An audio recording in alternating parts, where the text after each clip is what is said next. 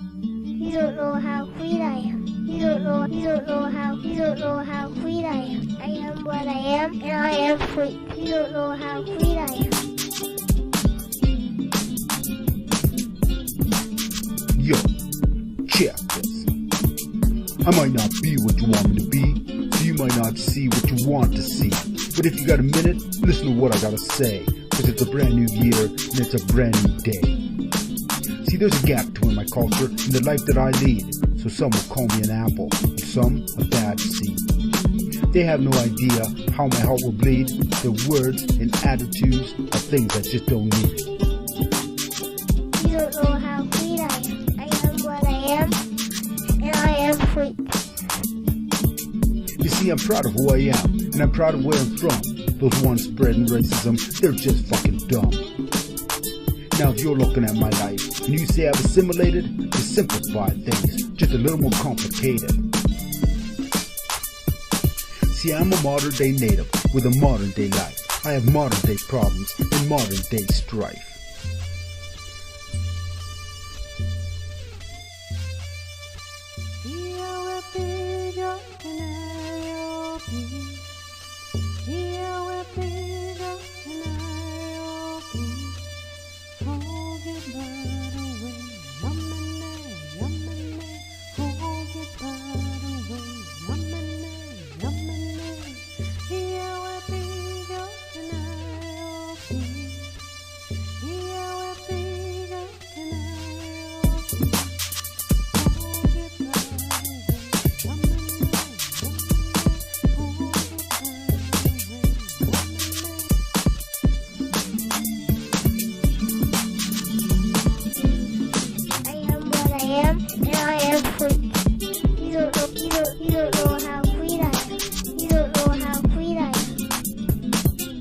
Now I hear other natives, they talk about the past, and will I do the same? Fuck that. See, I've got no time to dwell on what's already done. I've got too many things that I want to do. And they don't include knives, and they don't include guns. I'm talking about knowledge and sharing it too. See, my people need to learn how to cohabitate, get rid of the anger, and get rid of the hate. We gotta stop for a minute and learn to educate, and you'll see in the end, we all have to communicate. I know there'll be a time to make a stand and a time to fight, but if you do that, make sure the cause is right. Because if the cause is right, and the cause is just, greater numbers of people will be backing you up. History has repeatedly shown to us all that united we stand and divided we fall. They were talking about natives and natives alone, because this is a big world, and this world is our home. Now I've seen some beautiful people, and ugly ones too, and there's no single color that comes into view. So the message I'm sending, it's not all that long. It's just, I want the human race to be stronger than strong. I said I just want the human race to be stronger than strong. You all have to be strong. Done it. Word. We all have to be strong. Peace.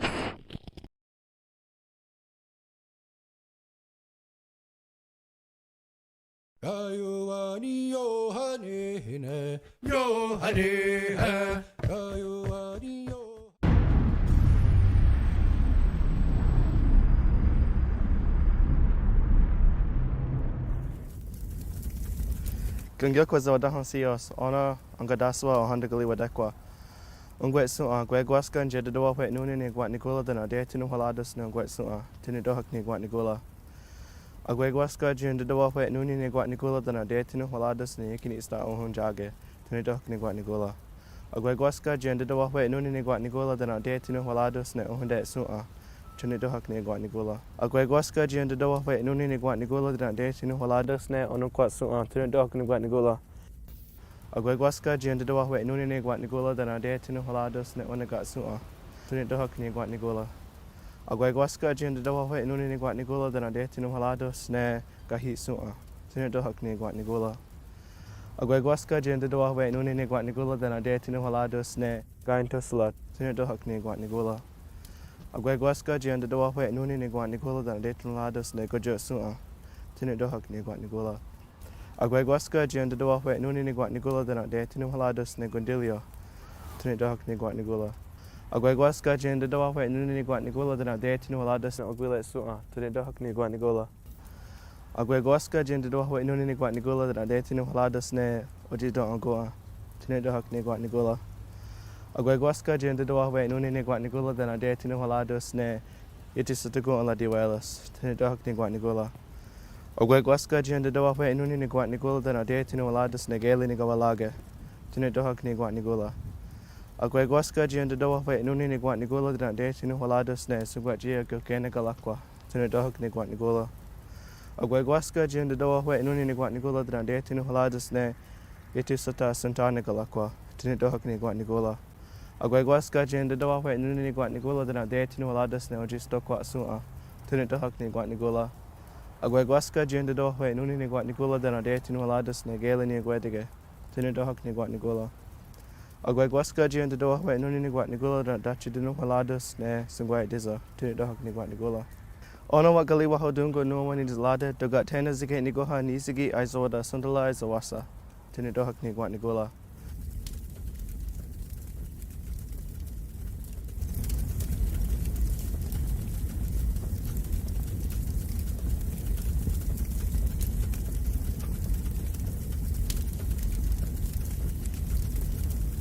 Siguli swagwag, Galahindi Neo Gets, Wagi Sliwagi, Niwa Kitaloda, Anida Ngwa Wanage, Ani Bojo Dante, Okinapi, How, Yonko, Yukodonas. And for those of you who are here for the first time or just don't know what I said, I always introduce myself in my original language. So I said, Saguli Swagwag, or hello everyone, Galahindi Neo Gets. So Galahindi is my name. It translates to clouds passing over.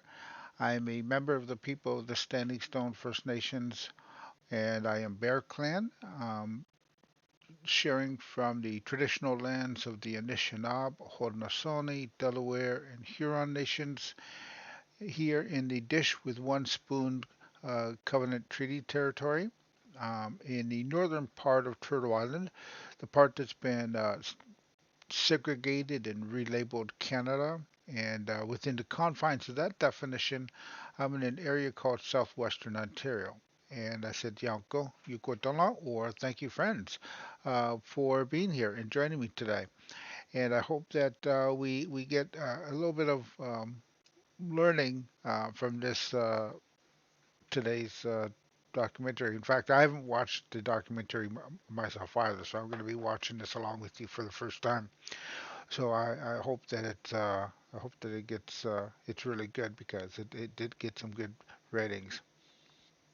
So what we're sharing today, because this month is Black History Month for those of you who don't know, and as such we are trying to honor that history and bring about some information that many people are not aware of.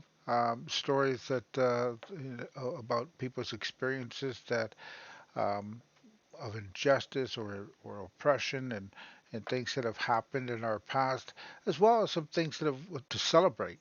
Um, the uh, African Americans and African Canadians have contributed so much to the equal rights and human rights movements, to you know, the music industry.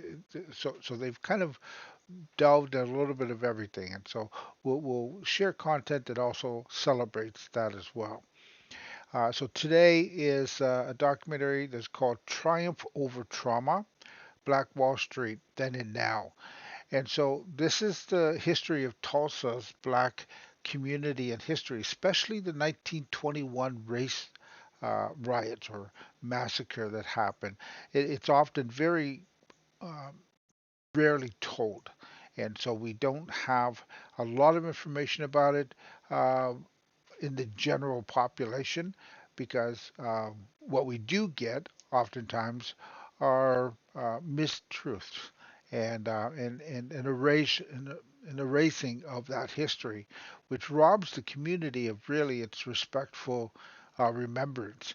And so this documentary actually features three uh, survivors from the 1921 race riots that took place in Tulsa. So this was done in 2021, so 100 years later, and we have the ability to speak with three people who were there. And so that's amazing. And the survivors, Viola Fletcher, was born in 1914, also known as Mother Fletcher. Leslie Benningfield Randall, she was born November 10th in 1914.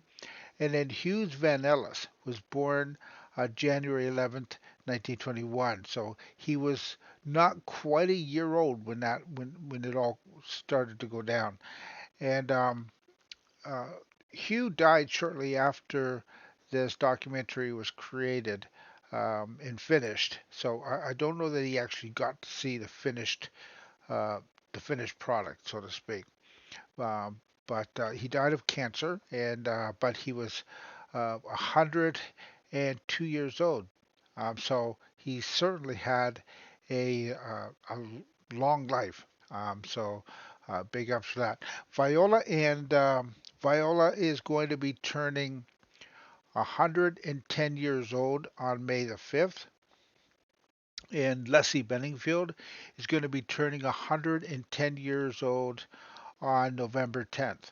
So the fact that 110 years old, um, and they have all of their facilities still intact, and you'll see that with their interviews when you watch this documentary. So it's really amazing that we get to see um, stories and hear their experiences from 100 years ago. So coming up, just to want to let you know, tomorrow, of course, is our music video stream. So we're going to be just sharing music because it is Black History Month. There is a lot of black musicians that will also be sharing. I don't know if many of you got to see, but we just had a discussion that was hosted by the Downey Wenjack Foundation last week with Jillian. Oh my goodness, it just lost me. Julian was a Mohawk and African um, mix, so he had to speak about the complexities of dealing with racism from multiple avenues.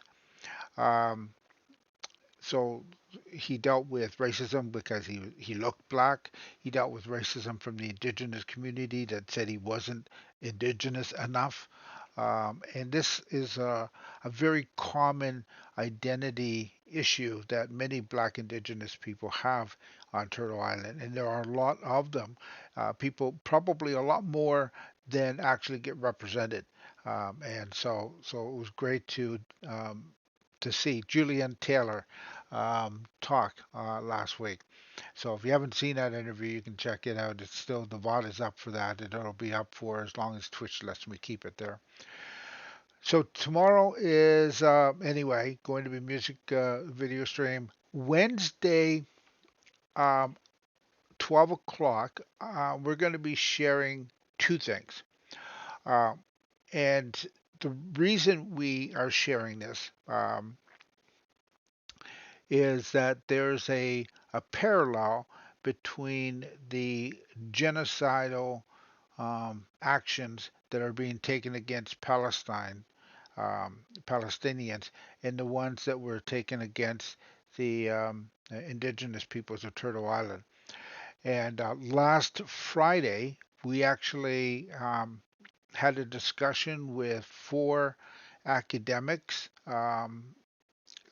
three of who were actually Palestinian, uh, talking about the history and the incidents and what's going on and what's happening here in Canada. In Canada in 2023, Palestinian people are being bullied and in their workplaces.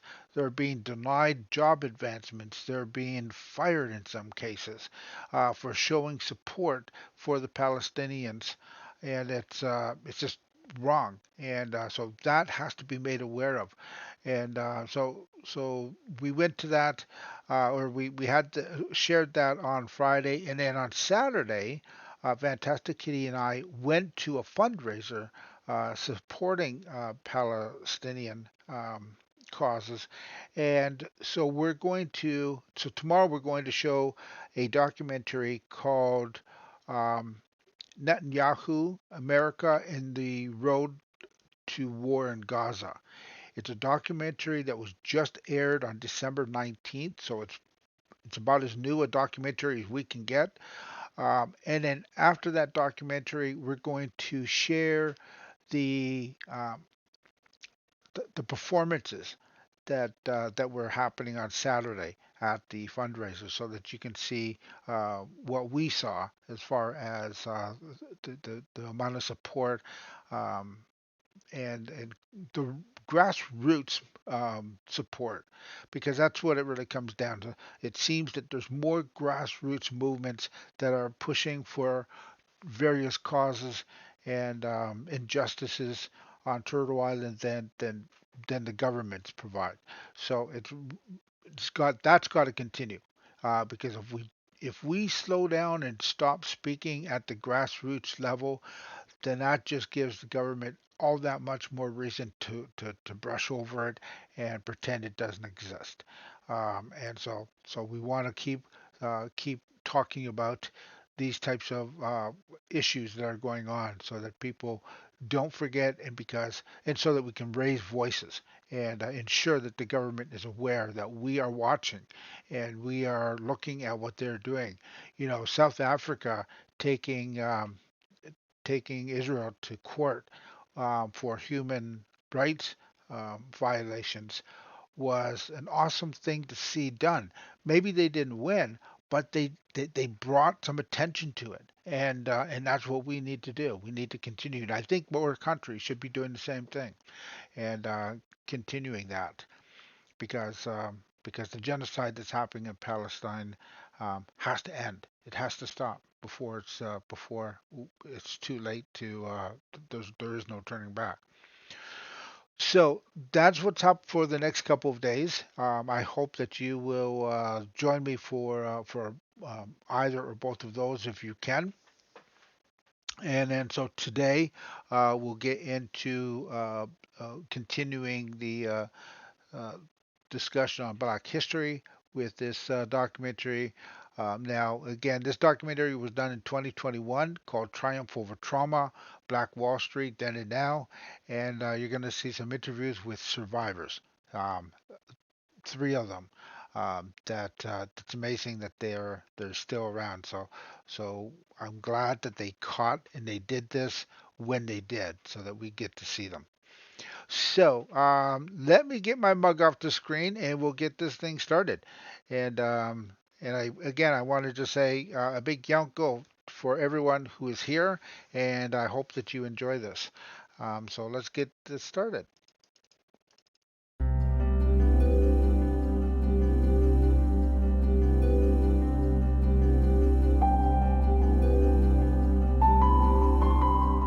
On May 31st in 21, I went to bed at my family's home in Greenwood. The neighborhood I felt asleep in that night was rich, not just in terms of wealth, but in culture, heritage, and my family had a beautiful home. My family was driven out of our home. We were left with nothing.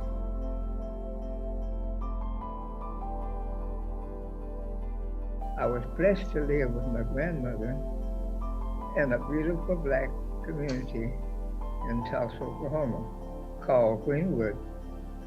I was a young child. I didn't have any fear.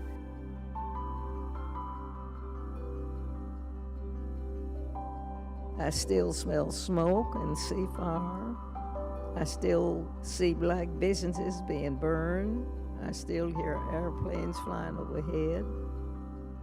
We were made refugees in our own country. White men with guns came and destroyed my community. We couldn't understand why. What did we do to them? We didn't understand. I remember running outside of our house past dead bodies. I still see it today in my mind 100 years later. My name is Viola Ford Fletcher. I'm a survivor of the Tulsa Race Massacre. 2 weeks ago, I celebrated my 107th birthday. Our country may forget this history, but I cannot. I will not, and other survivors do not. Our descendants do not. Greenwood should have given me the chance to make it in this country. My name is Hughes Van Ellis. I am 100 years old, and I am a survivor of the Tulsa Race Massacre. My name is Leslie Evelyn Benningfield Randall. I have survived to tell this story. I believe that I am still here to share it with you. Please give me, my family, and my community some justice. We were made to feel that our struggle was unworthy of justice.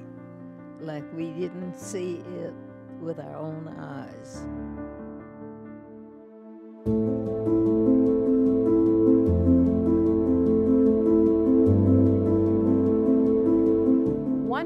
Years and counting. Black Wall Street survivors and descendants have yet to obtain real justice. We are talking about a state-sanctioned, deputized white mob wreaking havoc by land and air on more than 35 blocks of Tulsa's Black community, known as the Greenwood District, Black Wall Street, or in a report from the American Red Cross, Little Africa. As a result of this violence, more than 10,000 people were displaced, at least 300 killed, many left in unmarked graves, at least 1,200 homes destroyed, and an estimated $4 million in property damage in less than 24 hours. For context, calculations of all known damages are closer to $200 million currently. Frozen assets at banks and the refusal of insurance companies, many still in existence today, to process claims based on a riot clause left those who survived hopeless. Some forced to relocate, while even more found themselves impoverished and labeled refugees in their own country, one they helped build. And still, some rebuilt in the face of ordinances that made that process prohibitive. They repurchased homes and restored businesses in the face of redlining. They survived. They told their stories despite threats to remain silent. 100 years later, white mobs are still pillaging communities across the country, including state capitals and most recently our nation's capital, in the name of white supremacy and making America great again. Much like the mobs that caused the devastation in Tulsa, they have yet to be held accountable for their actions. Today, we will determine how to organize at every level to ensure this never happens again, and learn how to heal from the ancestral trauma we carry in our bodies after continually facing hundreds of years of systemic racism and oppression. By developing a pathway for the reimagination of Black Wall Street today, we will ensure that we are more triumphant than ever before. The resilience and tenacity of the survivors and descendants of the Black Wall Street Massacre brought us to the threshold of justice and true repair. Now, it's time for us to walk united through that door.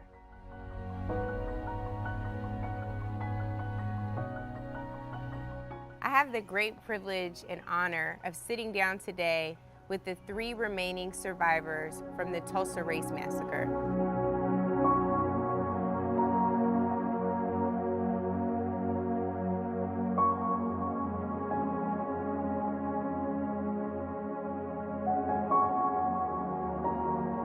How are you all doing today? Fair. Fair, yeah. Mother Fletcher, how are you doing? Fine. You're fine. Uncle Red, how are you doing? I'm doing great. Doing great. I'm okay. very excited. Oh, I'm so happy to hear that. Mother Randall, if I can come to you, do you have some positive memories of what it was like growing up in Tulsa at the time before the massacre? Well, before the massacre, I was such a small child, but I do remember some things, you know. We just had regular things. It just wasn't too much really, but was enough for us at the time. Times were good. We didn't have a lot of robbery and all that stuff like we had now. So we all enjoyed it, really. And Mother Fletcher, I know that you were 6 and 7 years old when everything happened. But what about before it happened? What are your fond memories? We enjoyed living in Tulsa. The people were successful on night houses and parks and churches, theaters, just so many things that we enjoyed doing. And I had a lot of family members, friends, children that we played with in parks and went to school. And, I can't mention so many things that we enjoyed at that time. And I was only 7 years old until that happened, and then I left Tulsa with my family. And if you can tell me, Mother Fletcher, was there a sudden moment? Was it the day? Was it on May 31st where you all were like, we gotta get out of here? Or did it take some time? Yes. When we were there, happily living until one night. Well, we heard the noise of guns shooting and people running and screaming. Could smell smoke, and houses being burned, and people getting killed, really. And then someone came through the neighborhood and said for all the black people to get out of town, if not you'd be killing. Said the white people are killing all the black folks. So joining my family in a horse and buggy wagon, we got out of town that night, yes. And after then, I was a teenager before I came back anymore. Yeah.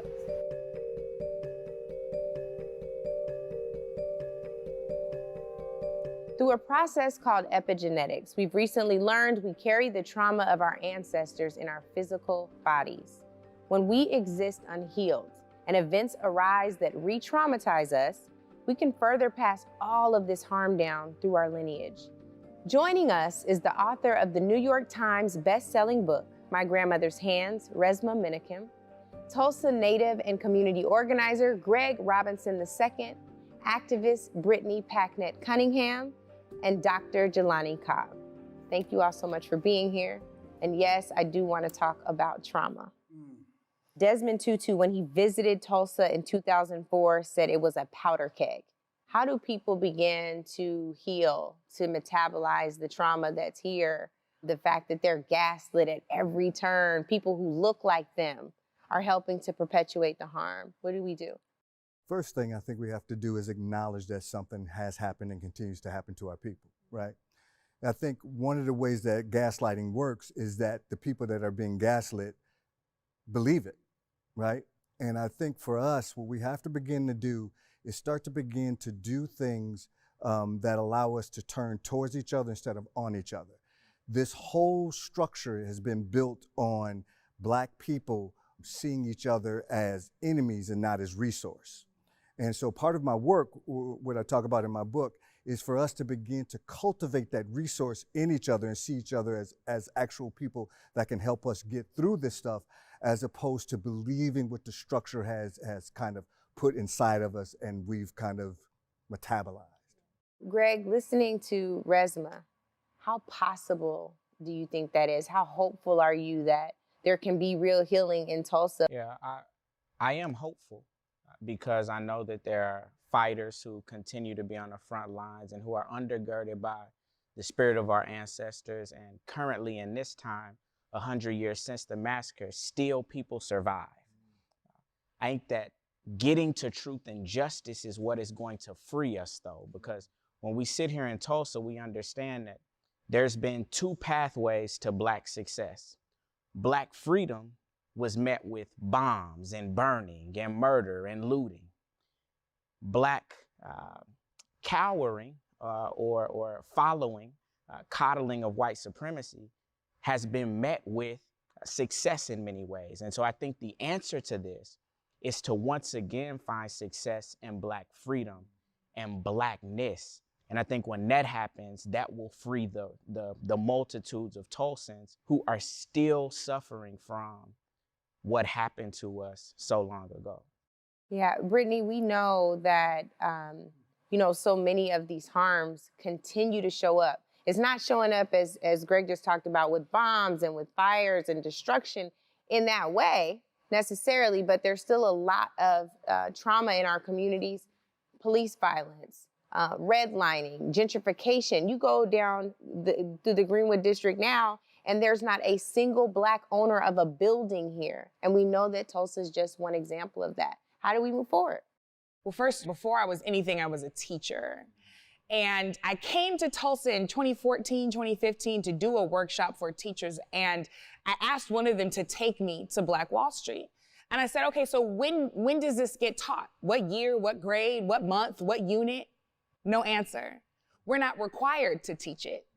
In fact, I only started teaching it, this teacher is telling me, I only started teaching it because I'm not from here, and somebody finally gave me the history, and I realized it was my responsibility to pass it on. So we cannot heal what we do not acknowledge and what we do not name. And the fact of the matter is the violence continues in all of the ways that you just described. Poverty is violence. Miseducation and undereducation is violence. Bad housing is violence. Unlivable wages are violence. All of those things are perpetuated not just in Tulsa, but across our communities in this country and in the broader diaspora. So when we call a thing, we enable ourselves to say, look what we have survived. Think about what we can build. You know, from 1863 to 1923, at least 26 Tulsa-like massacres occurred throughout this country. Why don't we know about these? Why don't we talk about them? They're perfectly content with talking about the past when it's 1776. They're perfectly content when talking about the past in Normandy and the American troops storming the beach to defeat fascism. They're perfectly content in talking about the past whenever it relates to the glories of the United States. Well, we have a version of the past that we want to talk about. Just as you understand that 1776 is foundational to what happens in 2022 to 2030 beyond, because the past is not static, the past is animate, it's alive, it's part of the present. We have a history that is integral to our lives and to us moving forward. And we have to begin with that premise. The other part of it is I think that we have to begin to question the idea of moral culpability in this and the assumption that people share our sense of outrage. And the reason I say that is this. For all of those dozens of purges and attacks that took place in these communities, and people who were marginalized, people who were murdered, people whose property was taken, the people who just showed up and said, by tomorrow we want all the Black people gone from the town, and we're going to presume ownership of all of your property, and this happening again and again and again. If you went to any of those mobs and said the consequence of this is that you will gain unprecedented economic value, you will gain the political power and influence, you will marginalize all these people, and 100 years from now, your descendants will have to express mild remorse, some hand-wringing, have some slightly uncomfortable conversations, but still be in a position to dictate the parameters by which these events are memorialized. Yeah. That's a deal people would have taken. And so even as we attempt to begin to memorialize what has happened, we see the reinscribing of the very dynamic that led to the tragedy in the first place. And until we are willing to grapple with that, we will not be operating on the true terms of our subordination. The reason I ran for mayor against Mayor Bynum, who has a history of enslavement in his family, whose family benefited greatly from the trauma induced on my family, is because you build hope from taking that first step. And I think that I don't want to miss that. Like the fact that our Black kin is coming back to Tulsa from across the country, from across the world, and saying, we didn't forget you all. We see you. That's about as powerful a statement that can be made, because think about what happened right after the massacre. There's a massive cover-up. And for 100 years, the Mecca that was Blackness, the achievement that was Blackness, the excellence that was Blackness in the midst of Jim Crow was covered up. And so by lifting the lid off of that, which we're doing this weekend, and locking arms from Tulsa to Chicago to DC to New York, we don't allow for that lie to be told that Blackness can't exist and Blackness can't be great.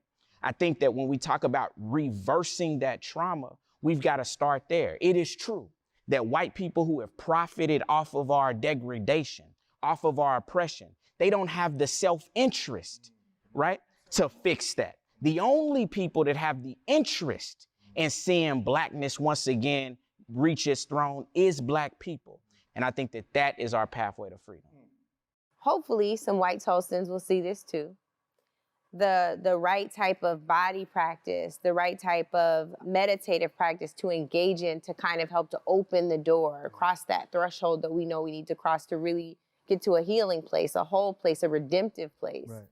So first off, you know, I'm sitting here and I'm listening to all of my people talk, and I'm picking up on this sense of resonance, this sense of resource, this sense of possibility. When I just listened to Brother talk, one of the things that landed in me is this piece around resistance. When it comes to resistance, the way that trauma gets moved into the body is that trauma over time becomes decontextualized, right? So when something happens to me personally, if time moves past, that thing that happened to me will now look like personality, right? If something happens to my family, it now looks like family traits, right? If something happens to me and happens to my people, it now looks like culture. The only remedy for that is voices to say, something happened to my people. Something happened to us. So when we continue to talk, what happens is that we put context to the thing and the body begins to recognize that as a resource. That's why what we do and what you do is so important. This panel, the preceding panel, the next panel. The voice allows for us to say, I'm not crazy. I'm not defective. Something happened. And in that thing that happened, when I hear another Black body and see another Black body say something about it, it creates room for other things to emerge. So what we do when we're talking about trauma is that we understand that trauma is not just personal. It is historical. It is intergenerational. It is persistent, institutional, and personal. And it overwhelms us. So when my brother talks and my sister talks and my brother talks, what happens is that we can pinpoint that one thing and create discernment and then allow us to begin to heal, right? That's why what you're doing is so important, because those Black folks that for the first time hear this will go, I'm not crazy. Stuff is still happening to people that look like me, and we can heal through that.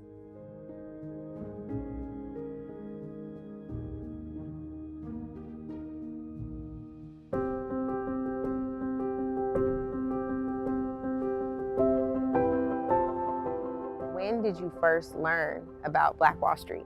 After getting out of college and coming back home and getting involved in the community. I had ties with the Greenwood Cultural Center, and so it really, really helped me to build a yearning for diving deeper into the history. So I actually learned about Black Wall Street here at Booker T. My history teacher, her name is Miss Coleman. She is passed away now, but she was committed to making sure we understood who we were, where we came from. And that was the first time, and that was the last time. So between then and maybe me returning on a few moments, after college, I didn't really hear much about it after then. What do you all think about the current commission that's been formed? Jamal, I know you were a part of that commission. Yes. What happened? There were several things that took place that just didn't align with who I was and what I believed. And one of the things, so to speak, initially, it was the Race Riot Centennial Commission. And the fact that it was like pulling teeth to get them to change the one word from riot to massacre really showed me what some of them were about and what they truly felt. There were some historians in there who a lot of people leaned towards who really challenged the word of rewriting the history. There was some philanthropic representation in the room who really challenged the rewriting of history. And so it really made me see things in a different lens, to see that it was not solely about what the community wanted, because I was closely tied to the community and they knew that, which is why they asked me to be the project manager. And so I would hear from the community and the community would say, hey, we need to get this name changed. And so I went in saying, hey, let's change the name because this is what the community is saying we need to do. And there were some young people who I had placed on the commission who were like, yeah, let's do it. If we're gonna do it, it needs to be done now. We can rewrite history. But then there were also some of our elders, white and black, so to speak, who just simply said, yeah, it's been this for this long. We need to just leave it there and leave it alone. And so that was one of the things. Greg, what has your experience been with the commission? Well, what Jamal talked about, I'm going to talk about from a little different perspective. There are people like myself, people like Representative Regina Goodwin, people like City Councilwoman Vanessa Harper, who may have been invited to participate in the commission, but because we didn't agree with their stances, we declined.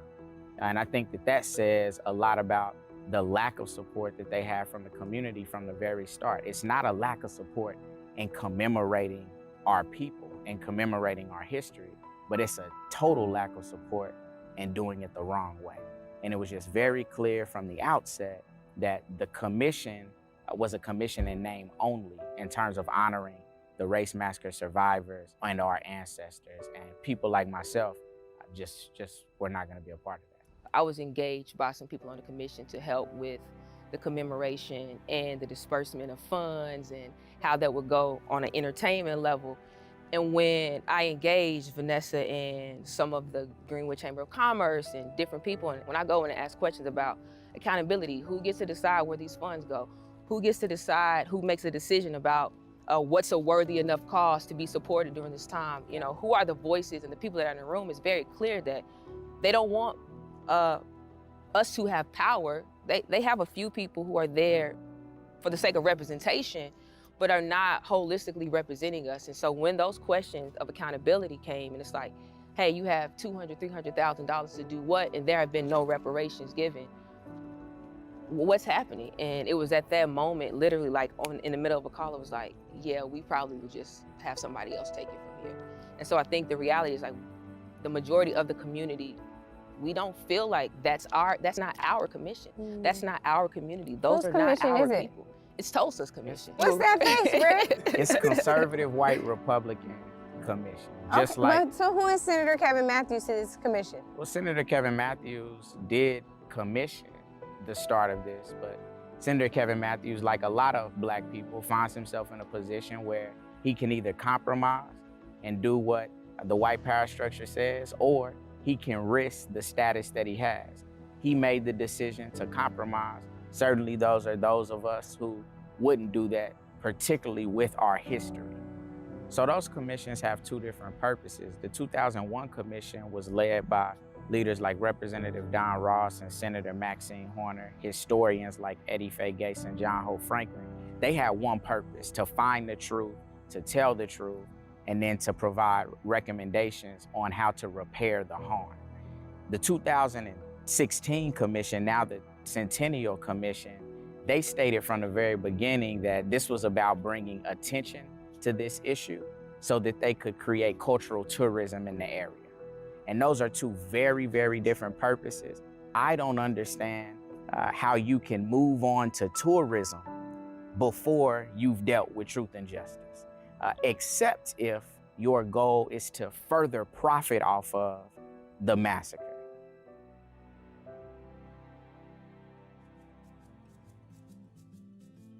We're sitting here at a white-owned establishment in the heart of Greenwood during the Centennial.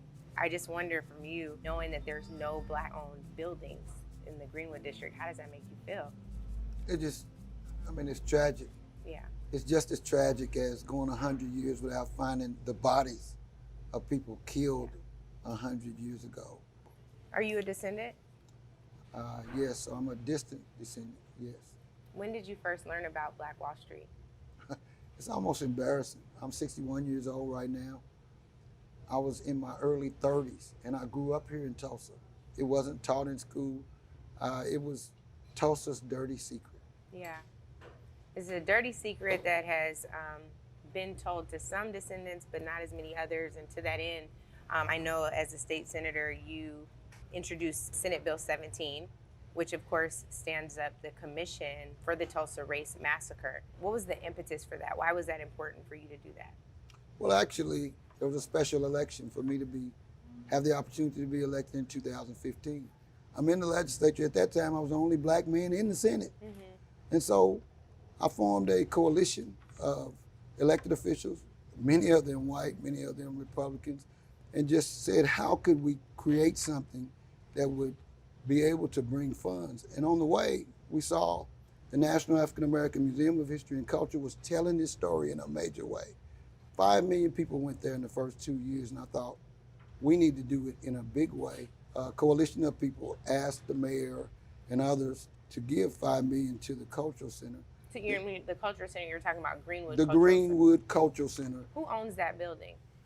I'm not sure who owns the building. Yeah. I know that the city of Tulsa has the land that they lease to the entities. Yeah.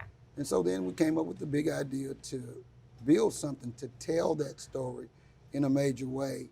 And that's how we went from there to raising now $20 to $30 million to build the history center that you see now. It was totally focused on how we could tell the story, which is the first part of what needs to happen. How important is it to you that all of the resources raised through the commission be designated specifically for the museum and the commission events that are being held this weekend? It's extremely important. That's what the law said. And so it's extremely important that those resources are coming here for telling that story and supporting the Black history that we're talking about here. Have you been in contact with the survivors, the 3 remaining survivors, about their own stories? I personally have not. Have you spoken to them throughout the whole 5 years that the commission has been established?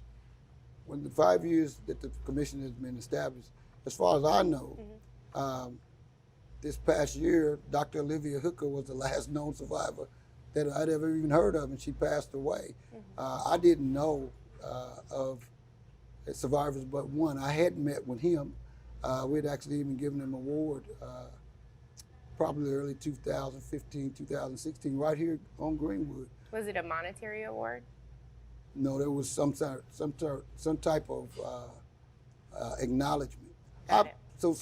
Well, let me ask you this. You said you were only aware of 2. Are you aware of the 3 remaining survivors? We have Mother Randall, Mother Fletcher, and Uncle Red. Are you familiar with the 3 of them? I've heard of them this year since we've been in the legislature. I think there had been a lawsuit had been filed, and then I heard of those individuals. We were told that they'd been reaching out to the commission formally at least since November to connect and to have a meeting to ensure that they were able to shape what it actually goes in the museum and have an opportunity to tell their stories, to be engaged with the centennial events. And you're not aware of any of that outreach? I'm aware definitely that of a lawsuit filed.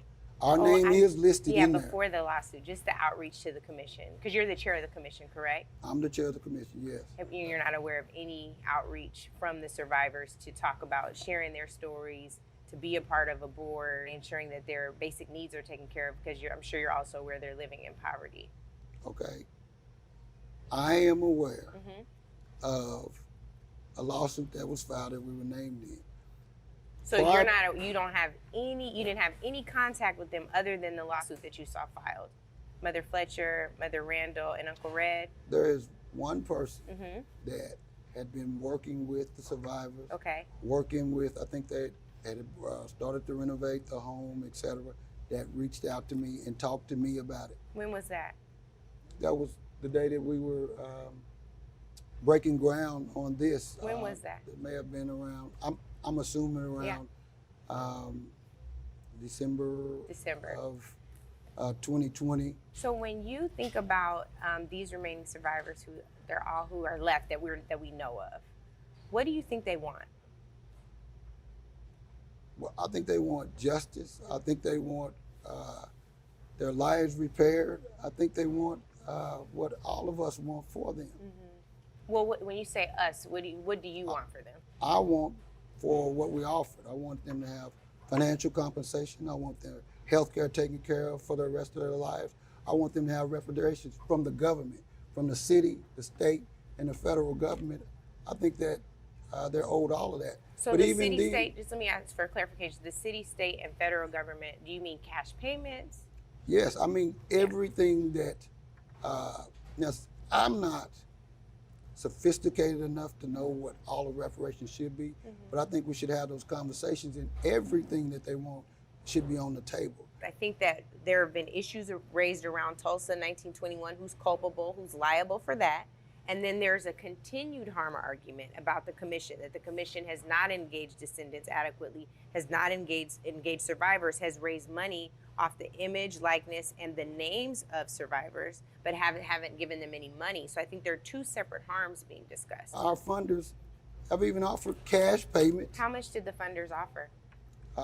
$100,000 to each of them, and a $2 million seed gift to start a fund for continuous money. $100,000 per survivor basically gives them $1,000 per year since the Tulsa massacre. Do you think that's sufficient?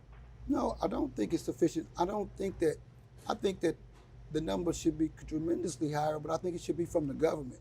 I think it was a What about the companies that are also culpable? There are banks that have purchased other banks in Oklahoma, the insurance companies that refuse to process claims because of a riot clause. Are they also liable for? I think so, but I don't know that my commission has that.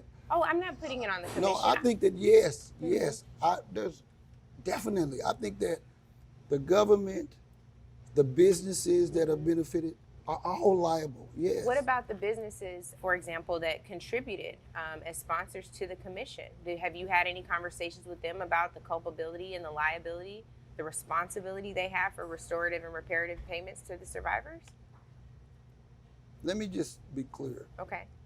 What my thought process is about this was I started this and raised this money to build this building. After May 31st, we will have built this building. At that time, I want to go deep into reparations that's happening with the conversation that's happening on the congressional level. I want it to happen on the local level. I think that the problem is that we're trying to put the two together. Why do you think that is? Why do I think what When it you is? say that we're trying to put the two together, why do you think that is? I think that I'm 61 years old. 2001, a report came out that Representative Don Ross and Senator Maxine Horner put out. From then till I was elected in the Senate, nobody did anything. I don't know why. Well, there was a lawsuit filed by Charles Ogletree, Johnny Cochran. Demario Solomon Simmons was still in law school at the time, was a part of that lawsuit. They were told that they had no standing for that lawsuit. There have been actions taken on behalf of Tulsa and in Tulsa for years. Whether or not it's been considered or even moved upon, I think it's the mentality of folks like Mayor J.T. Bynum that stand in the way of these things. So I don't think it's fair to say nothing has been done. What I'm saying is nobody moved the ball and offered any amount of money until now. See, there's two mindsets. One is how much is enough? And the other one is how much can be done. I care about the enough part. And so I would lead or be part of just that conversation because I think it's very important. So can you understand why people might be a little frustrated with seeing a $30 million building and not having any restorative justice or economic empowerment themselves, not owning any of the buildings here on Black Wall Street where we used to own all of them? Yes, I can see that. Yeah. I mean, it's easy to see. When we got to these serious discussions about the significance of changing the mission of what we were doing, a ton of this money had been spent. How much money is still unspent? I would imagine. You're the chair of the commission. You have access to these reports. How much? Well, I can look it up for you. Then. Yeah. Would you consider introducing a bill supporting reparations for Tulsans, for survivors and descendants? With no hesitation, yes. The commission recently announced it was canceling its largest event after John Legend and Stacey Abrams said they were no longer going to participate. Why? It is my assumption because But you're the chair. I am the chair. Mm-hmm. And I'm the chair that's in session in Oklahoma City while a team here is working on all of this work. Mm-hmm. I think I'm safe to assume that they want what we all want, is something to happen for these survivors. Mm-hmm. And I can't tell you that's why. I can't tell you why, because they didn't talk to me. Are the survivors participating in any of the commission events this weekend?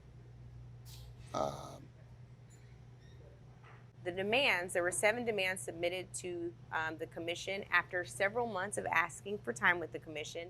The commission, for the first time, agreed to meet with the representatives of the survivors when there was a threat that John Legend and Stacey Abrams may not participate. So the first meeting was called on Saturday, the second was Tuesday. The demands are as follows: $1 million per survivor. Do you agree or disagree with that idea? Regardless of who pays it, $1 million per survivor. I think that the survivors, if it's 10, 15, 20 million, still would not be Take enough. that as a yes. Yes. What about 2? This is a $50 million pledge, which is different than cash payment right now, pledge to our Survivor and Descendant Fund. Do you agree or disagree with that? Okay, this is what I pledge. Yeah. I pledge that we start a fund that everybody could participate in, and I pledge that I want the government to pay reparations. Did you tell the mayor that?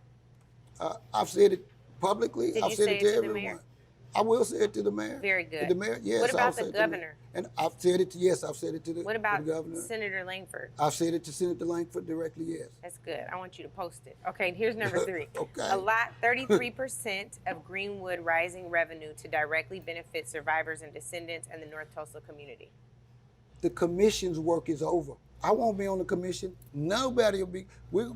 This doesn't say that. Okay, so I can't commit the new board to do anything with their revenues that I won't So be part this of. is probably a no. So number 4 is Greenwood Rising board makeup. They want 6 board seats for people who are supported by and directly related to descendants or survivors.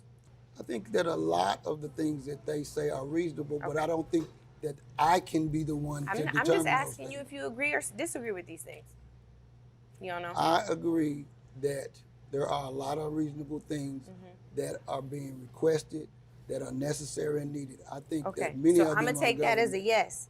Really quick. Next thing, public support of the lawsuit for reparations, which you said throughout this interview you support. I support reparations. Would you publicly support the lawsuit? Which law? The lawsuit that you I would referenced not before I support a did. lawsuit that I'm in. Okay, but and not publicly one that- support lawsuit for reparations so the survivors can be made whole from Greenwood. I believe that they should be whole. Yes. Okay, so then I'm gonna take that as a public support of the lawsuit. The next is a public apology from you. No, Why? because I told the truth. I did not lie. What did you say, Senator I Matthews? said that what was not spoken about in Congress was that people that are the key people that are funding us are willing to and already in negotiations for paying cash payments to the survivors. And you wouldn't apologize to the survivors for what was a perceived attack on their character. I would apologize to the survivors. So- I would so you I would would do publicly- anything for the survivors. Okay, so to you would, the survivors. That's fine. But So this was supposed to be, I took it as a public apology for making the statement that I made, about the survivors. which was what? They when you talked about what was said in Congress, who testified in Congress? The survivors testified in All Congress. 3 survivors. So they wanted a public apology for the survivors. You would be willing to do that? No, I would meet with the survivors and anything that they felt like I had done that hurt their Would you feelings stand with them publicly and apologize to them publicly, the 3 survivors? for saying that For we any were, perceived slight of the survivors based on their testimony before Congress. based on their test. I did not. I'm gonna take this as a no. Here's the last one. Okay. The last one is off. The last one was the Rise and Remember event. They wanted to help shape the program, but the program was canceled. So I think we're about halfway there. I think you should make the call, Mr. Chairman. I should make what call?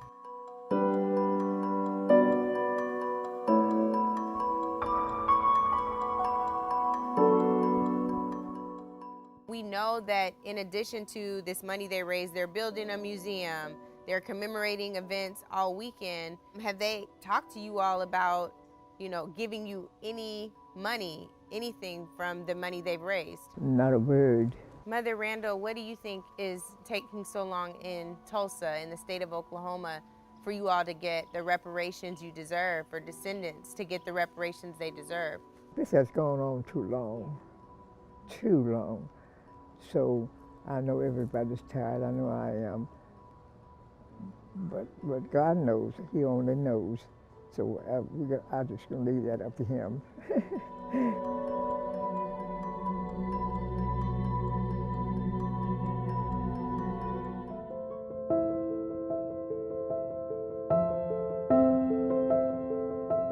The current state of Black Tulsa reminds us that this community's fight for restorative justice and reparations is a long, winding road.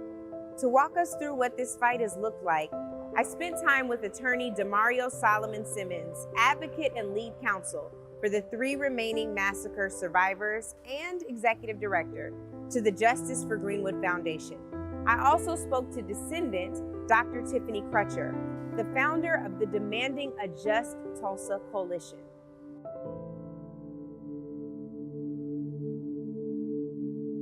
So tell me what you were saying about this. Black Lives Matter? So they had planted Black Lives Matter down on Greenwood, right in front of the buildings. Yeah. And the city came through and said it was illegal graffiti. And then they were like, they would have to remove it. And then as their cover, they decided to put in a new road, pave the street over, something that they've been needing to do for, a long time. But they decided we'll go ahead and do it now. Yeah. And it was like this big deal where the city council, the mayor's involved. It's the only place in America that we know of where a city pulled up Black Lives Matter on Greenwood. So speaking of Greenwood, when did you first learn about Black Wall Street? You know what's funny? I went to school right there at Carver Middle School, which, as you see, is on Greenwood. Yeah.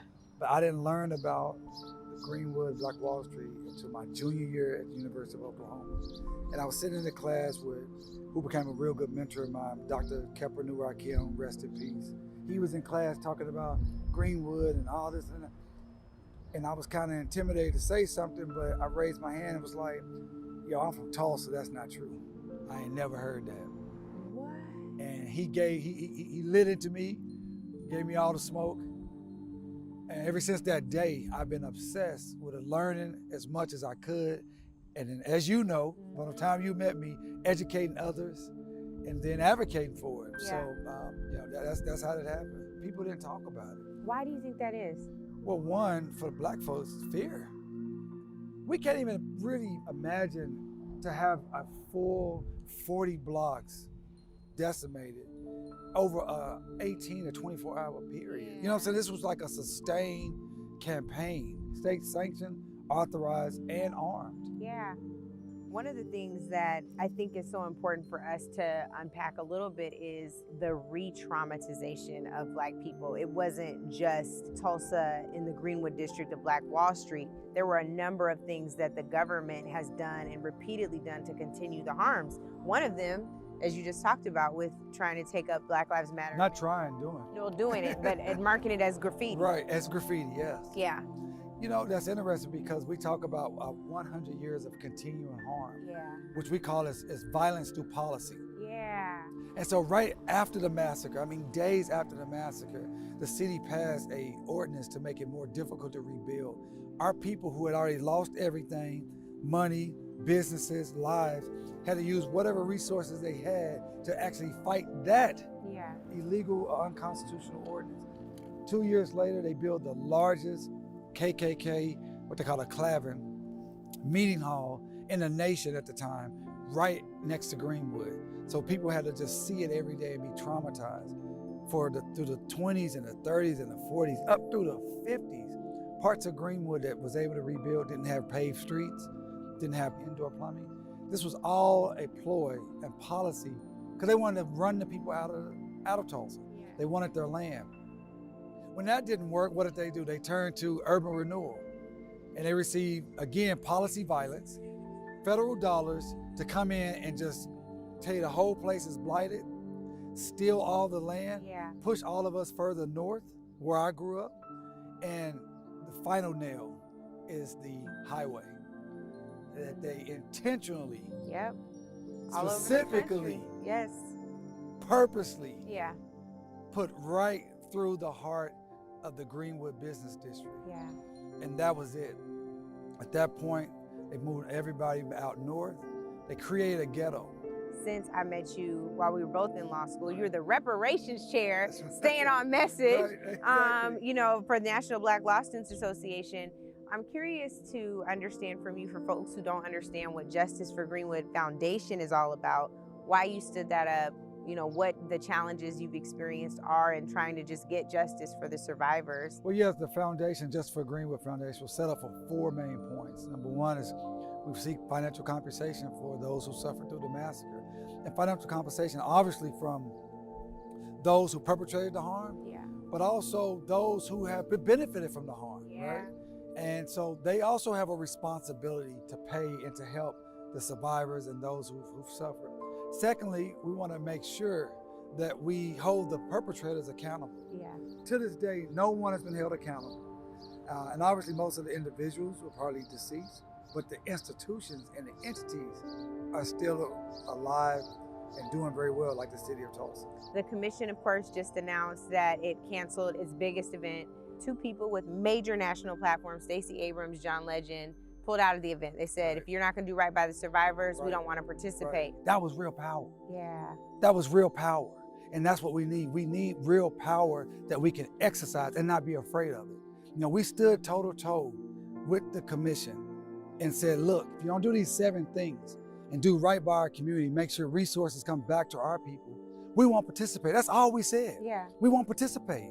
And then with John and Stacey backing us up with that, that's how we get things done.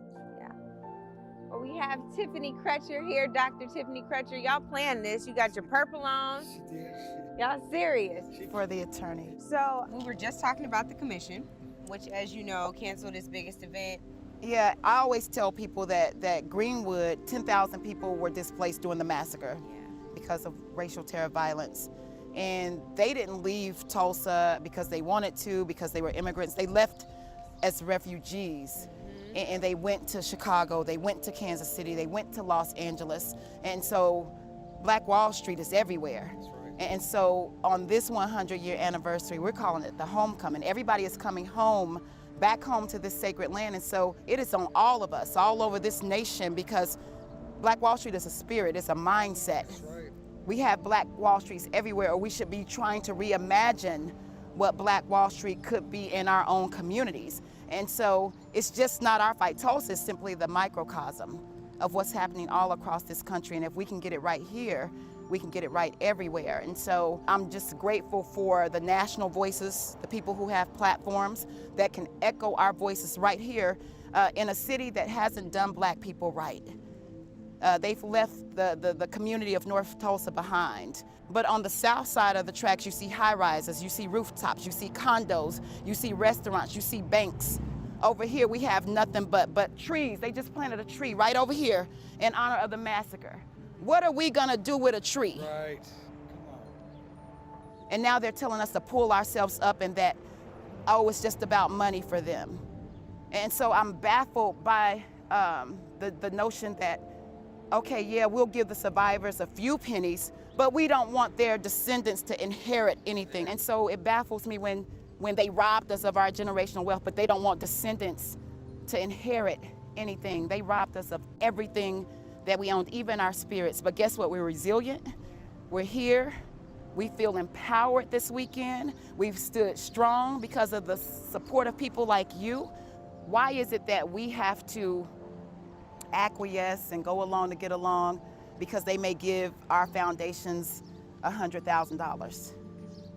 Why is it? So we said no more. You have to go, but I want you to answer me in one word. What does justice look like? Reparations. Well, I heard you, sir. Come on, reparations chair. Signing up. You got to go. I'll check in with you later. Sounds good. Tiffany. So I think the one piece that we haven't really talked about, and I want to connect the dots for folks, is you're the twin sister of Terrence Crutcher. You run the Terrence Crutcher Foundation. Why is it so important to connect the dots of what happened in Black Wall Street, the violence against Black bodies, and the continuation of that harm all over the country too? Right. Well, you know, it hit me like a ton of bricks when we started talking about commemorating. Yeah. Terrence was killed not too far from here in this Black community. And that's in fact what brought you back home. That's what brought me back home. Terrence was a third-generation descendant of a survivor, my twin brother. And I always say, Angela, that the same state-sanctioned violence that burnt down my grandmother's community, the same police department that deputized white civilians and Klansmen, is the same police department today that killed Terrence with his hands in the air, unarmed. He wasn't committing a crime. He wasn't under arrest. He didn't do anything. They killed him. And I've drawn so many stark parallels. You know, I often wonder what my grandmother was thinking when she had to flee from mobs of white folks. Terrence, the same thing, just walking with his hands in the air slowly, and a mob of white police officers fled to the scene like he was the New York bomber. Yeah. When you consider your legacy, the legacy of your family that is so rich, also so painful, what do you hope your legacy will be? I always say that I can't bring Terrence back, who was murdered at the hands of state-sanctioned violence in Tulsa.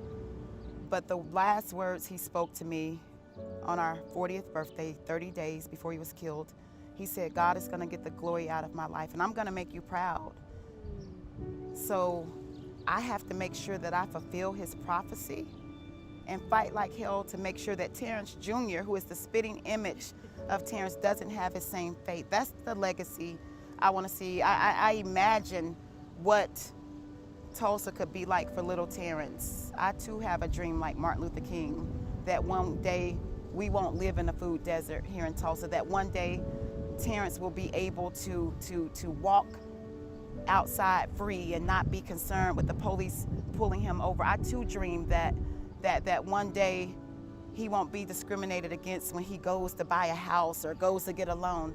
That's the dream that I have for my legacy and my nieces and nephews. And so I'm gonna fulfill Terrence's prophecy, and I believe that this weekend and the words that he spoke and the fact that you're here and everybody is here echoing our rally cry is living proof of that prophecy.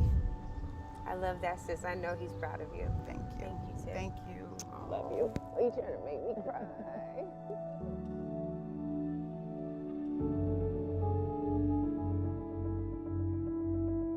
Just a couple of weeks ago, you all went to Washington, D.C. Was that your first time being in Washington, D.C.? In Washington, my first time, yes.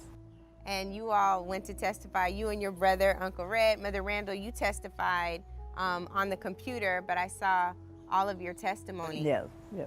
What was it like to testify before Congress? Well, it was wonderful, and we hoped it was a help for us to, go through with all of that traveling and time consuming and everything to say those words. And a pleasure for them to allow me to say that, to be, to represent them. Yeah. Yeah. Mother Randall, what was it like for you to be able to testify before Congress? Well, I just told it like I saw it, like it happened. It wasn't a pleasant sight. It really wasn't. And I thought we should be able to overcome all of that. But there have been some good changes. One of them is we had our first Black president, and now we have our first Black vice president. Yes, indeed, and woman. You all got to meet her while you were in D.C. Talk about that experience. Well, it's just a big experience for me to live long enough to see that. Yes. So but I think it's wonderful, and I think she's doing a good job, and it's time that we should have, someone like that. So far, I've seen the president and the vice president, so I've been pleased from that. Yes, sir. Uncle Red, what about you? How was meeting Kamala Harris? It was a pleasure to let the world know. Speaking to a vice president, it was a pleasure and an honor, and I just let the world know what's going on. Uncle Red, Mother Fletcher talked about how sad it was for you all to depart, and as you talked about, you were a baby at the time. But I know you know that airplanes were dropping bombs on the area, but you still went and served in the military. Was it a hard decision for you to make to serve your country after your country seemingly betrayed you? Yes, it was hard. We had a segregated army. It was a black army and a white army. We had a white captain, we had 2 black lieutenants. When I got out of the army, the most that I paid, they give you so much money. And I think I got about $93. $93? Yes. I understand, looking at history, it's supposed to be more than that. Yeah. See, when I left to go to service, I had a wife and a 3-month-old child. You go to the mailbox, look at the mailbox, says report for study duty. Yeah. Just took place. So you were drafted? Yes. Wow. I was just only 21 years old. So let me ask you this, Uncle Red. I talked about the Red Cross report from 1921. In this report, there's field order number 4. In field order number 4, it says, all the able-bodied Negro men remaining in detention camp at fairgrounds and other places in the city of Tulsa will be required to render such service and perform such labor as is required by the Military Commission and the Red Cross in making the proper sanitary provisions for the care of the refugees. Right. The refugees were your friends, some of them your family members. Right. They were drafted too, so to Yes. speak, on June 2nd, 1921. So the day after some of the people who were incarcerated, some of the people who were seeking help, they made the black people come serve, but not the white folks. That's right. And you got drafted again. Yes. Disobey an order, you was court-martialed, which they would put you in prison. Whew. Yes. So you faced 2 injustices. Yes. Literally fleeing your home. There are people who weren't babies yet, but they talk about the number of stillborns mothers had at that time of the massacre.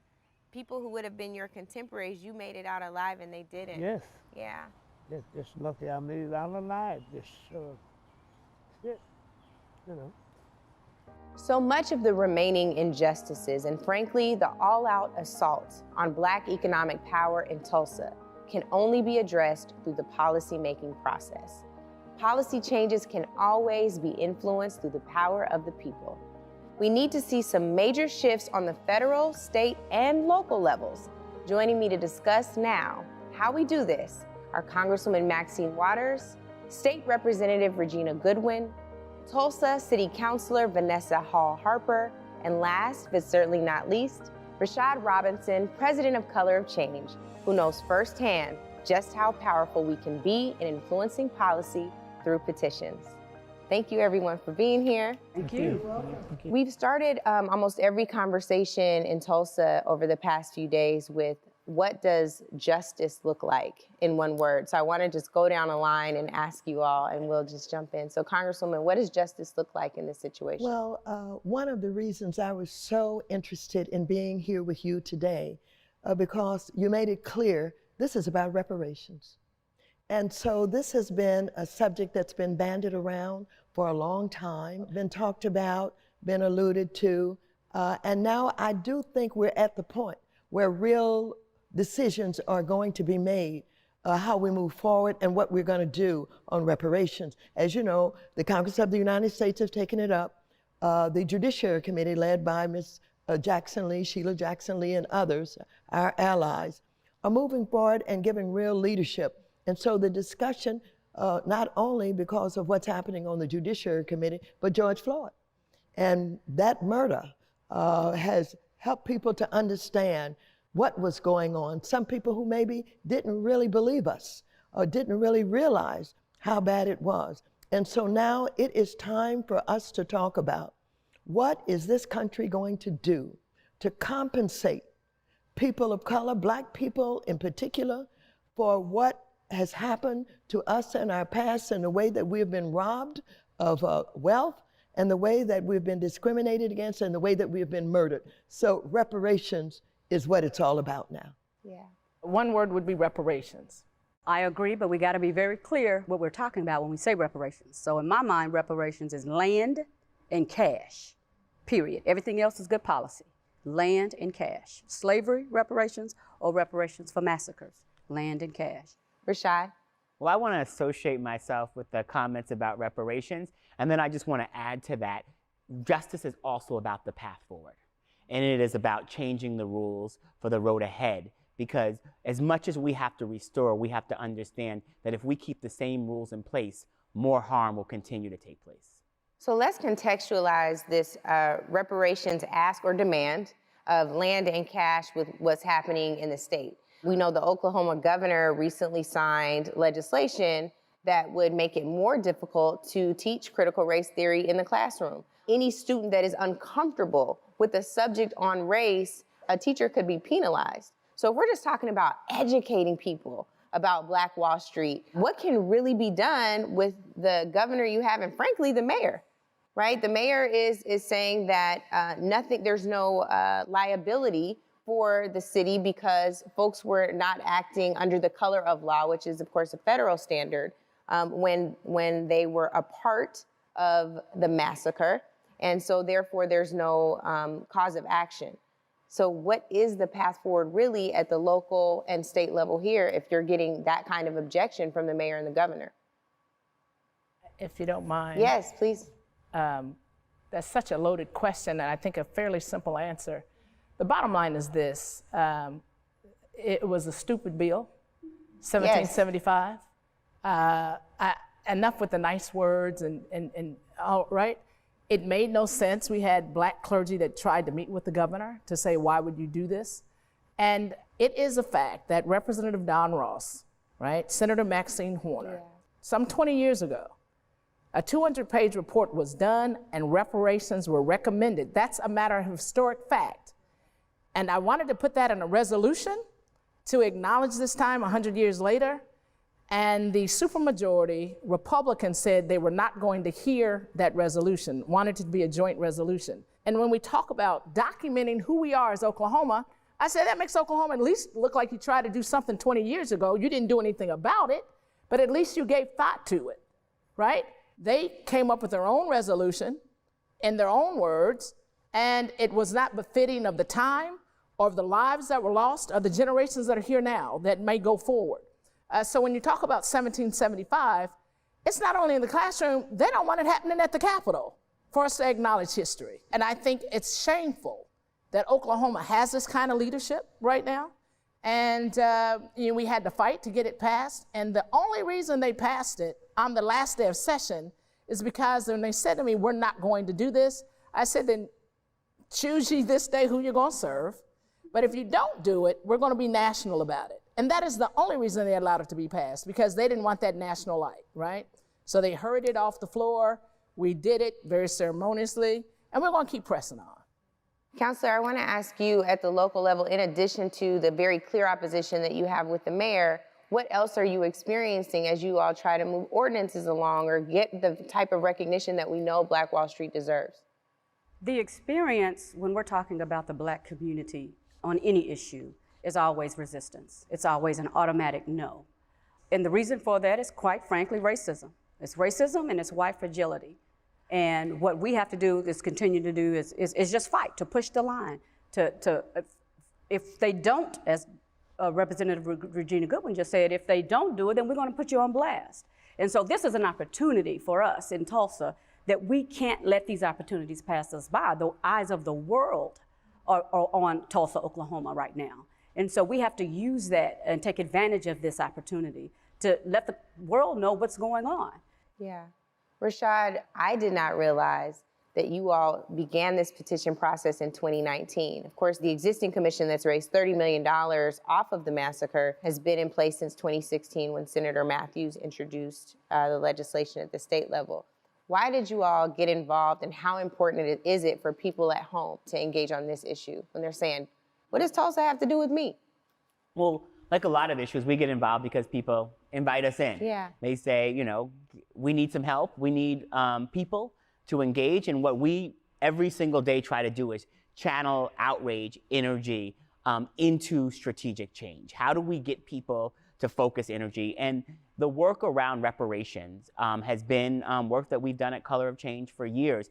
And reparations, both in terms of supporting legislation federally, the HR 40, reparations at the local level, but also as we engage in holding corporations accountable, doing it with a reparations sort of state of mind, right? Not just asking for charity, but structural change. Not just asking the companies to apologize, but actually asking them to make amends in very clear ways that are measurable. Not simply asking them to give us write-offs that they can walk away, but actually making sure that the changes are things that they can feel and that the community can feel. So for us, this sits inside of that larger work. Our advocacy has been in deep partnership with folks at the local level, and we are really proud of that. And we're also proud that as part of this work, that we're, being able to tell this story to a whole new generation of people. Through this work, 7.2 million Black folks and allies of every race, 6.2 on our SMS platform. Folks on our social media are hearing about these stories and are able to then share the content, engage on social media. And for us, that's incredibly important as well, because we have to build the type of awareness that allows us to be able to move people quickly to the type of action, the type of demands that are going to be necessary to produce real change. Congresswoman Waters, when did you first learn about Black Wall Street? I'm not sure when it was, but I think it was prior to getting elected to the California State Legislature. I was basically an organizer out working with, Head Start parents and all of that, that I was becoming more and more aware of what was going on, not only in our country, but internationally. But I didn't really get involved in it until I was in the United States Congress with Mr. Ogletree, Attorney Ogletree, who was such a wonderful man who had passion about this issue. And he engaged me and others. I came here and I was involved in a town hall meeting, and I was a little bit surprised. There was not the kind of support for reparations or anything substantial. I think they were talking about statues. And I left here thinking, we can do better than this. But I want you to know Mr. Ogletree, Attorney Ogletree, was involved in trying to get rid of the limitations on being able to file lawsuits. Yeah. And so this picture that I brought with me today is a picture of us in front of the Supreme Court with survivors that you all know fighting for justice for the people of Greenwood and Tulsa. And so, I'm really more woke now than I've ever been because, God bless, I've been able to become the chair of the Financial Services Committee of Congress. And it's dawning on me, I should have had the banks and the insurance companies in here a long time ago. And so I've instructed my staff that they're to get started with us doing what we have to do in order to engage the private sector. Because I'm gonna clap for that too. Me too. I'm gonna clap for that in too. the audience right now. Yeah. Well, I want you to know that when Jamie Dimon and all of the big CEOs come before us, we're gonna bring them back in. When I sat down with Uncle Red just the other day, I said, "What's the thing that's standing in our way of progress?" And he said, "We have to vote." Yes. We have to vote, and it's so crazy. It always comes back down to that lowest common denominator, but whether you're talking about the mayor here or the governor, the power is in that crossing that first threshold into exercising our franchise. So we've got to do that. I wish we had like another hour, but thank you all so much for doing this today. Thank you. And thank you. Thank you so much. Thank you for having me. Love you. Thank you.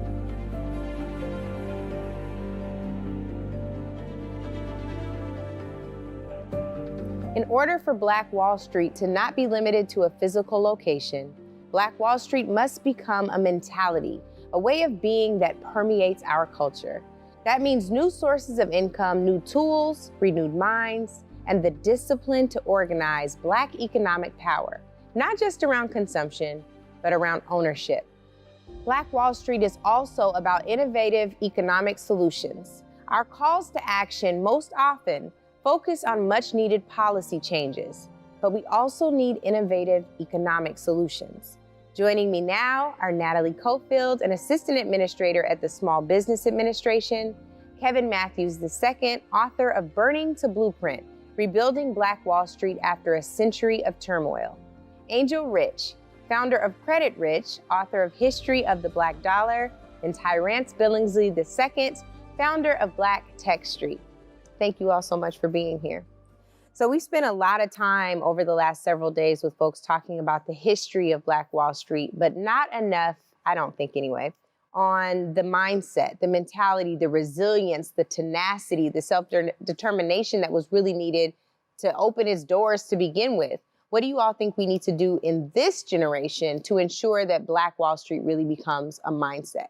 I'll start with you, Natalie. So first off, Angela, thank you for having me. As you mentioned, I'm with the U.S. Small Business Administration, and one of the biggest priorities we have is around ensuring that minority communities and Black businesses recover from the COVID pandemic. And so much of this is about the innovation that we have continued to endure time over time. And this example of the Tulsa Massacre is just but another example of the ways in which we have continued to evolve. And so the Biden-Harris administration is committed to infusing capital, to infusing programs, to infusing supports, and to infusing the resources that our community needs to come back from this pandemic and to come back from future circumstances that we may experience. And I think part of this also is about, and just personally speaking, always making sure that we have examples of Black entrepreneurship front and center for everyone to see. Thank you, Natalie. Kevin, I want to come to you. Natalie talked about a pandemic. That's not the first pandemic Black folks have experienced, right? I think that this was a tremendous one, the massacre at Black Wall Street. When you think about what's happening now in the Greenwood district, super gentrified, not a single building owned by a Black person, what has to happen to make Black Wall Street Black again? And will that be just confined to a geographical location? I think the one thing we have to do is to think about that shift, because a lot of times we think about one location and real estate being the only asset class. That's not necessarily the case. For example, in 2008, when the housing crisis hit, Black wealth dropped 50%, whereas white wealth only dropped 17%, primarily because we were not investing in the stock market. Cryptocurrencies were not a place that we were investing. So I think we do have to make that shift, because also in the stock market, in the crypto market, it's much less discriminatory. For example, Black homes are devalued at $48,000 per home. If we all buy the same stock at the same time, we're all getting the exact same price. So let me just turn to you for a second and switch gears a little bit, Angel. How have you personally adopted a Black Wall Street mentality? What do you do to ensure that every new venture you take on, right, has a little bit of that mentality associated with? And what do you say to folks who are trying to figure out how to embrace and walk in that same mentality? Yeah, so I actually take this very personal. My great-grandparents were some of the original Black homeowners in the country. I come from the DC Black Wall Street. My great-grandparents came from pretty much what used to be a plantation in Lancaster, South Carolina, was able to work their way up and owned a home in Capitol Hill, which my family still has to this day. And growing up, my great-grandmother, she always emphasized that we spent money within the Black community, that we spent it within our actual geographic community, and that we understood the importance of the Black dollar. And a lot of that has gotten lost over time. And I really think that it boils down to that community mindset, that collective shared dollar is what we really need to get back to. Surely we will rebuild Black Wall Street. I want to come to you, Tyrance. What is the most important takeaway from Black Wall Street pre-1921, before the massacre? What's the most important takeaway for folks to have? So the most important takeaway is that, well, it's a couple of things. One, that economies can and should work for everybody. And for two, Black Wall Street was a 4-minute mile. Black people can do anything in this country against the worst odds. That's what Black Wall Street represented.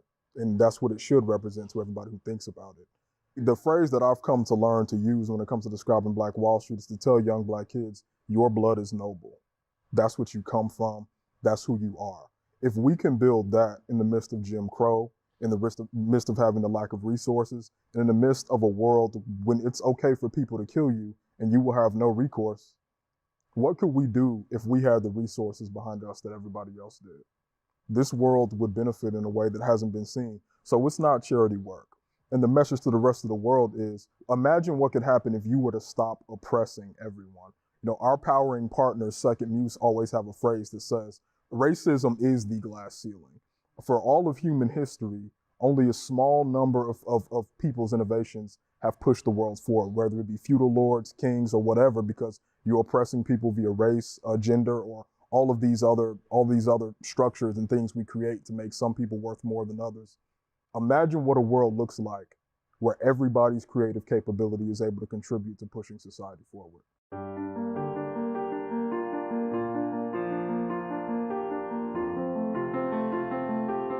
So I want to ask you all, from your vantage point, from your experiences, if you would call the massacre terrorism, would you say it was terrorism? Was it an act of terrorism?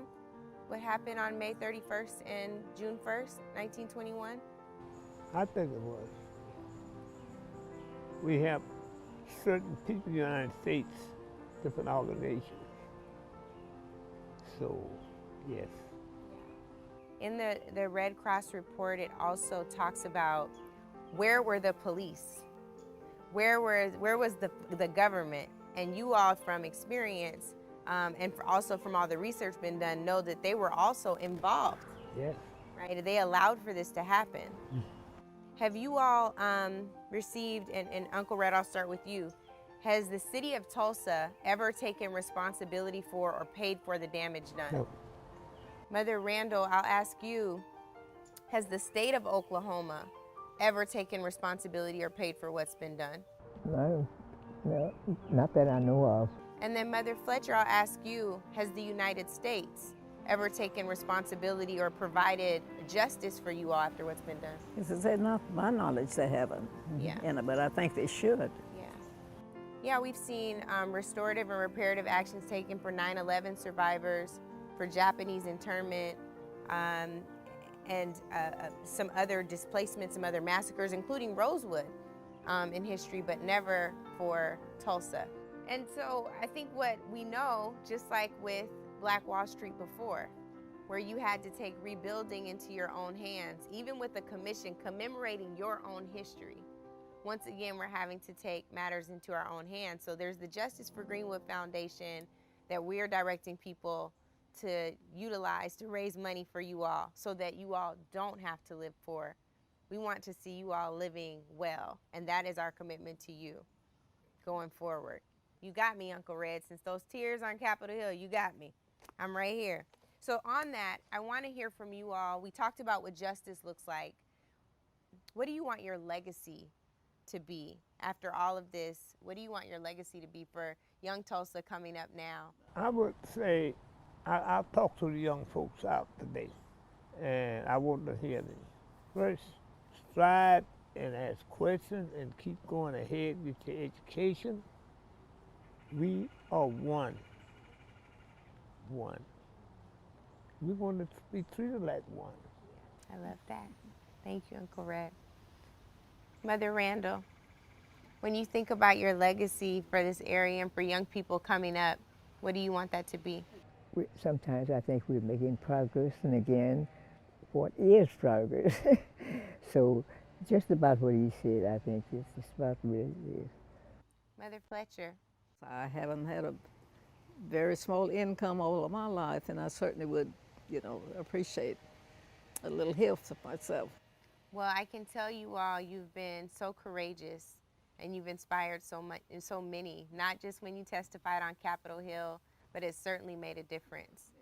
And I think you all's fight inspires so many others who are pursuing justice, whether it's in police violence or it's in pursuing reparations that they know they deserve in their communities. So I do want to thank you all for all you've done. Oh, thank you. Yes. Thank you. Sure appreciate getting very inviting into this. Yes. I often tell my brother, I said, they're wondering where they find that little old lady. Well, I'm glad that you all are here, and I'm glad we are one. Right? Black Tulsans all agree on these three things. We must educate the world on what happened here, get economic justice for Black Tulsa, and most immediately obtain justice for the survivors, Mother Randall, Mother Fletcher, and Uncle Red. But when we consider all of Tulsa, the state of Oklahoma, and the nation, this question remains. If there's no path forward without justice, why hasn't the collective focus in Tulsa been placed on ensuring the survivors are actually lifted from the jaws of poverty so they can finally enjoy the lives they once lived before this tragic massacre? Triumph can't happen without intention, and it definitely cannot happen without a commitment to radical truth. Today we heard that truth from the survivors, descendants, activists, healers, and national voices who are engaged in this fight every single day. While there's more work to be done, recent victories demonstrate the impact we have when we come together around a common goal. We must be reminded that on the road to triumph, we have to embrace this power that is uniquely ours. Uncle Red asked that we not let him die without seeing justice. We have a collective obligation to answer that call by making the demands clear at every level of government, with corporations that are responsible and requiring more from each other. Triumph must define us more than tragedy. The spirit of Black Wall Street lives on. Welcome to Greenwood.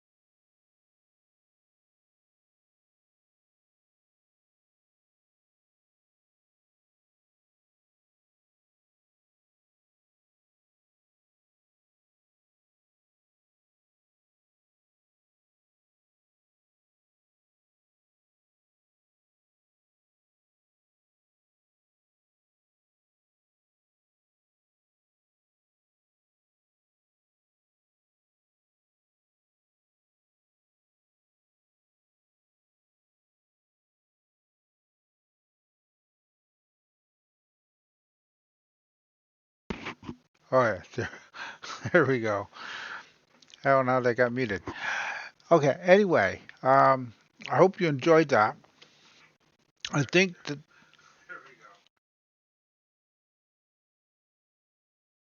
that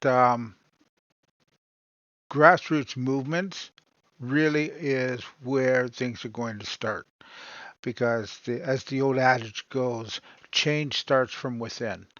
And if we can change our mindsets into a way of creating hope for ourselves and building our own determination to create our own success, then that is the beginning of what's going to become part of our community. And I think that they've started this process. You know, there may be and there will be roadblocks along the way that'll kind of get in the way, but you just got to be resilient and march on, as the saying goes. And they've survived. I mean, we have three people who are, in this documentary that are over 100 years old. Talk about resilience. And two of them are going to be 110 years old this year. That is, I mean, I find that hard to get over. 110 years old. I can't even fathom living that long myself. But, who knows? So this was Tulsa, Oklahoma, and it was known as Black Wall Street. Now, 2 years after this event, they kind of made a brief reference to it, but 2 years after this event was Rosewood. And Rosewood was a prosperous African American community that was kind of taken from the northern Florida, and the town was destroyed in 1923. So 2 years after this one, the community continued, scattered across the state and beyond. Now, 100 years later, the tragic event is being retold. And so we'll be looking for a documentary on Rosewood that we can share this month to continue our Black History Month um, honoring and celebration. And so keep an eye on the schedule as we'll update that as we get more stuff to share. Now, for those who came late, we started this out by letting you know, of course, tomorrow is Tuesday, and Tuesdays is always our music streams.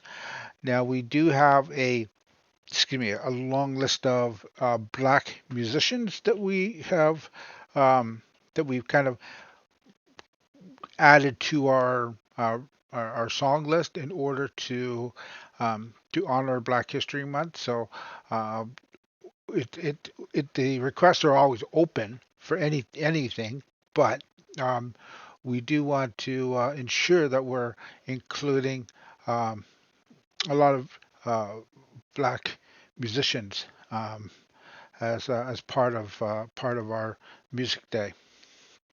Now on Wednesday, we're going to be 12 noon. We're going to be sharing a documentary that was just aired on December 19th of 2023. It's a documentary that was done by Frontline, and it's called Netanyahu, America and the Road to War in Gaza.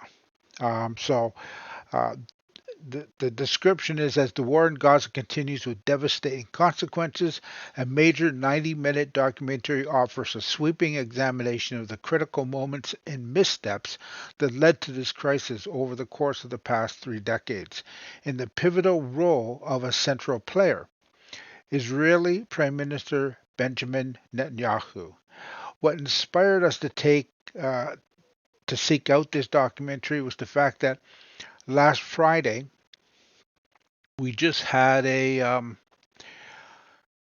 discussion panel with 4 academics who are discussing the history of the whole conflict that's happening in Palestine and the genocide, the oppression, everything that's going on and some of them from very personal experiences. So it's uh, very moving. Then that was on Friday. So if you haven't seen that discussion, the VOD is up, so you can certainly check that for as long as Twitch allows me to keep it up there. But then on Saturday, we actually went to a fundraiser, Fantastic Kitty and I, to support a fundraiser in support of Palestine um, causes and where support is needed. So there's an organization that takes money and disperses it in various um, chains to help either bring people from Gaza over to somewhere like Canada, for example. And I know that there have been some other streamers who've done some fundraising for that as well. And so that might be something we'll consider kind of down the road because this event on Saturday, it was a bit inspirational for me in the sense that making me kind of want to join in trying to help create that awareness and education for people to understand what exactly is going on. And then, so that documentary on Wednesday should help that. And then after that documentary, I'm going to share some of the performances from the people who performed on Saturday. So that includes the band The Pairs, who I already play on my stream already, but they've done a couple of performances and some poets and a couple of other musicians that performed there as well. So we'll share that right after documentary on Wednesday. So I hope that you'll join us for both for tomorrow and for the Wednesday, the documentary and the performances that will follow, because I think it'll be it'll be eye-opening as well as entertaining. So keep an eye on the schedule again, as I said, so that you're aware when those things will happen. So what I'm going to do is I'm going to look for someone to raid. I'm going to play a rendition of the Peaceful Warrior. We always end our streams with the Peaceful Warrior, so we'll keep to that tradition. And while I'm playing the Peaceful Warrior, I'm going to put in the raid calls in the chat. So if you can copy a raid call and then refresh your screen so that you're counted properly, and stick around long enough just to come over even and just say hi to the next streamer and let them know that we're trying to be supportive in whatever way we can. So let me get my mug off the screen. Here, let's go. And then we'll get this started. So today, let's see. I'll go with one I haven't played for a little bit, and that's going to be the bylines, because I love the way that they created this in a jazzy vibe, which I did not expect that this would work in, but they did a beautiful job of this. So this is the bylines doing the Peaceful Warrior.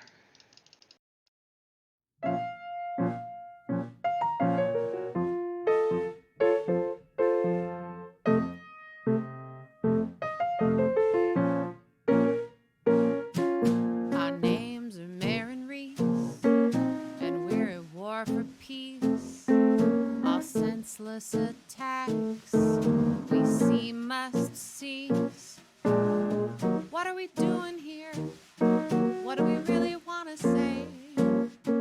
This world has got to change its way. We're going to battle for the red, white, yellow, and black. Fight for the ones who can't fight back. Oh, we're talking about all the creatures from the water to the sky. Talking about the issues from the truth to the lies. Gonna make my stand with a paper and a pen. You wanna argue that? Go back to bed again. 'Cause you're never gonna win against what I stand for. So sit down and shut up and listen as I give my grand tour. I'm gonna target the corruption in our government, target the poison in our environment, the injustices to the people. Hit every target, I won't keep still. Gonna battle the battle of battles, shake up the cage till it rattles. 'Cause you'll never get rid of me till all of us are free. Our names are Marin Reese, and we're at war for peace.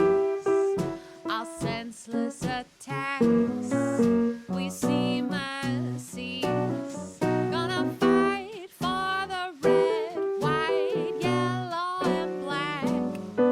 Gonna fight for the ones who can't fight back. Let's keep passing around information, improve the planet through education, make the people aware, make everybody care. Pass my message on if you dare. Mine or yours, we all gotta share. There's more power in one person's voice than any weapon of choice. Our names are Marin Reese, and we're at war for peace. All senseless attacks we see must cease. But we won't be able to move this world all alone. Just remember, this is also your home. So if I put my voice with your voice, and we all shout together, people gonna hear us. Think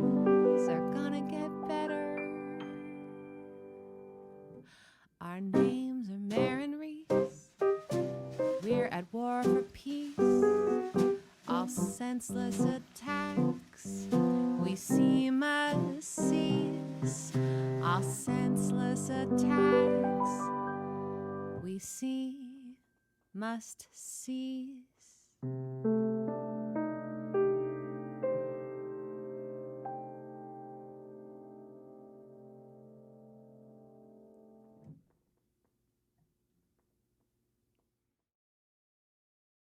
Really and off the wall community. Y'all check out Daddy Lacus. It's true. Oh, it's a raid. What is up?